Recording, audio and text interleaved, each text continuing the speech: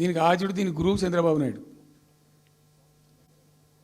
ఇప్పుడు చంద్రబాబు నాయుడు చెప్పిన లెక్కల బిజినెస్ వచ్చేది ఉంటే, ఎంఓఎల్ సక్సెస్ అయ్యేది ఉంటే ఆంధ్రప్రదేశ్లో ఈ పాటికి 20 లక్షల కోట్లు వచ్చి ఉండాలి. ఆయన ఫస్ట్ టైం అలా సీఎం ఉన్నప్పుడు ఆ ఊళ్ళో పెట్టే కదా వైజాగ్లో, అమరావతిలో కదా వైజాగ్లో పెట్టిండు. వైజాగ్లో ఎవరు వెళ్ళి ఎంఓఎల్ చేసిన వాళ్ళంటే వంట మనుషులు చెప్పిండ్రు. ఆ స్టార్ హోటల్లో ఉండే బయట వంట మనుషులు, వాడు ఎవడ సప్లై చేసేటోళ్ళు, వాడు వచ్చి కూర్చోపోయి సంతకం పెట్టే పెట్టిండు వాడు పాపం. అవునా అంటే పాపులర్ అయింది అది.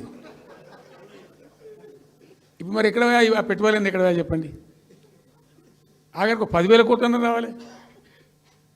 15 లక్షల కోట్లు, 6 లక్షల కోట్లు, 8 లక్షల కోట్లు.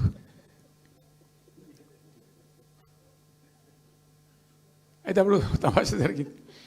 ఈ భోపాల్ ముఖ్యమంత్రి, అప్పుడు నేను ముఖ్యమంత్రి ఉంటే భోపాల్ ఉన్న ఆయన పేరు శివరాజ్ సింగ్ చౌహాన్, ఆయన సీఎం ఉండే. ఆయన ఆ ప్లానింగ్ అదే ఇప్పుడు నీతి ఆయోగ్ ఉంది కదా, దానిలో సబ్ కమిటీకి ఆయన చైర్మన్. నేను భోపాల్లో పెడతా బాయ్సాబ్ జర వచ్చిపోను అని ఖచ్చితంగా ఊరికే బతిమాలితే ఫోన్ల మీద ఫోన్లు చేస్తే ఏం భోపాల్ లేవా మీరు చూసుకొని అంటే, లేదు సార్ నువ్వు తప్పకుండా రావాలంటే సరే అని పోయినండి.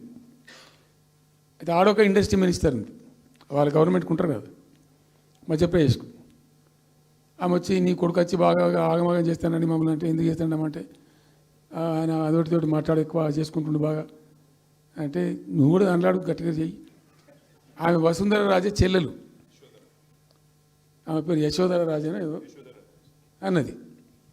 అంటే నేను అంతకుముందు ఒక కొద్ది రోజుల ముందే నేను భోపాల్ పోవడానికి ఒక దాదాపు 2-3 మంత్స్ బిఫోరే మోడీ గారు వచ్చిండు. అక్కడ వచ్చి 14 లక్షల కోట్లకి ఏం చేసి పడేసారు ఇది మధ్యప్రదేశ్ గవర్నమెంట్.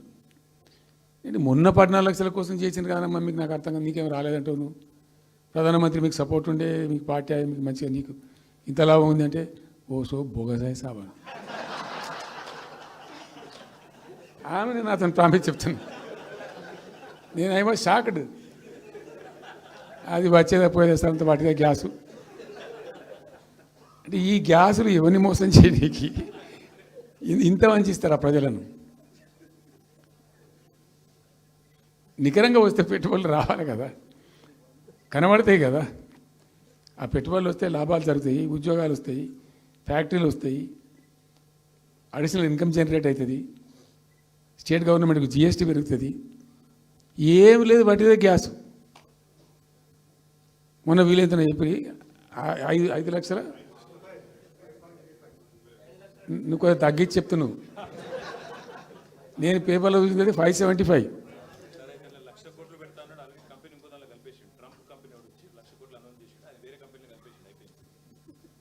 ఇట్లా ఇది ఏమి ట్రంప్ ఓడికి గింపి ఇదంతా ఏం పంచాయతీ? ఇట్లా ఇట్లా ఈ మోసాలు చేసి ప్రజలను ఎంతకాలం పంచిస్తారు? రియల్గా కాంక్రీట్ టర్మ్స్లో రియల్గా రావాలి, కృషి చేస్తే నిజంగా తండ్రాడాలి. మా గవర్నమెంట్ వచ్చిన నాడు హైదరాబాద్ నుంచి సాఫ్ట్వేర్ ఎక్స్పోర్ట్స్ 57,000 కోట్లు ఉండేనండి. మేము దాన్ని 2,47,000 దాకా తీసుకుపోయినాం. స్టెప్ అప్ చేసుకుంటూ వాటిని నరికితే గాలిలో మాటలు చెప్తే వస్తాయా? మేము బిజినెస్ మీట్లు పెట్టలే, కాంక్లేవ్లు పెట్టలే, ఏం లేదు, పరదాలు కట్టలే. బెస్ట్ పాలసీ చేస్తే ఆటోమేటిక్గా అట్రాక్ట్ అయి వస్తారు.